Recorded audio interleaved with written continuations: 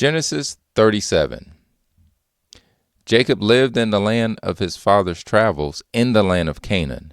This is the history of the generations of Jacob. Joseph, being 17 years old, was feeding the flock with his brothers. He was a boy with the sons of Bilhah and Zilpah, his father's wives. Joseph brought an evil report of them to their father. Now, Israel loved Joseph more than all his children because he was the son of his old age, and he made him a tunic of many colors. His brothers saw that their father loved him more than all his brothers, and they hated him and couldn't speak peaceably to him. Joseph dreamed a dream, and he told it to his brothers, and they hated him all the more. He said to them, "Please hear this dream which I have dreamed. For behold, we were binding sheaves in the field, and behold, my sheaf arose and also stood upright, and behold, your sheaves came around and bowed down to my sheaf." His brothers asked him, "Will you indeed reign over us? Will you indeed have dominion over us?" They hated him all the more for his dreams and for his words. He dreamed yet another dream and told it to his brothers and said, "Behold, I had dreamed yet another dream, and behold, the sun and the moon and 11 stars bowed down to me." He told it to his father and to his brothers. His father rebuked him and said to him, "What is this dream that you have dreamed? Will I and your mother and your brothers indeed come to bow ourselves down to the earth before you?" His brothers envied him, but his father kept this saying in mind. His brothers went to feed their father's flock in Shechem. Israel said to Joseph, "Aren't your brothers feeding the flock in Shechem? Come, and I will send you to them." He said to him, "Here I am." He said to him, "Go now, see whether it is well with your brothers and well with the flock, and bring me word again." So he sent him out of the valley of Hebron. So he came to Shechem. A certain man found him, and behold, he was wandering in the field. The man asked him, "What are you looking for?" He said, "I'm looking for my brothers. Tell me, please, where they are feeding the flock." The man said, "They have left here, for I heard them say, 'Let's go to Dothan.'" Joseph went after his brothers and found them in Dothan.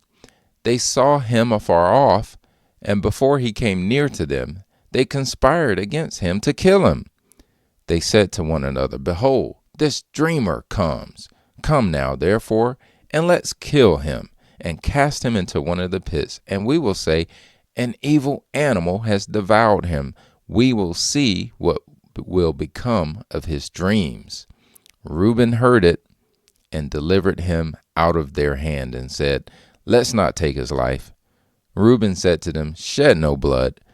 Throw him into this pit that is in the wilderness, but lay no hand on him, that he might deliver him out of their hand and restore him to his father." When Joseph came to his brothers, they stripped Joseph of his tunic, the tunic of many colors that was on him, and they took him and threw him into the pit. The pit was empty. There was no water in it. They sat down to eat bread, and they lifted up their eyes and looked and saw a caravan of Ishmaelites was coming from Gilead with their camels bearing spices and balm and myrrh, going to carry it down to Egypt. Judah said to his brothers, "What profit is it if we kill our brother and conceal his blood? Come, and let's sell him to the Ishmaelites, and not let our hand be on him, for he is our brother, our flesh." His brothers listened to him. Midianites, who were merchants, passed by, and they drew and lifted up Joseph out of the pit and sold Joseph to the Ishmaelites for 20 pieces of silver. The merchants brought Joseph into Egypt. Reuben returned to the pit and saw that Joseph wasn't in the pit, and he tore his clothes. He returned to his brothers and said, "The child is no more, and where will I go?" They took Joseph's tunic and killed a male goat and dipped the tunic in the blood.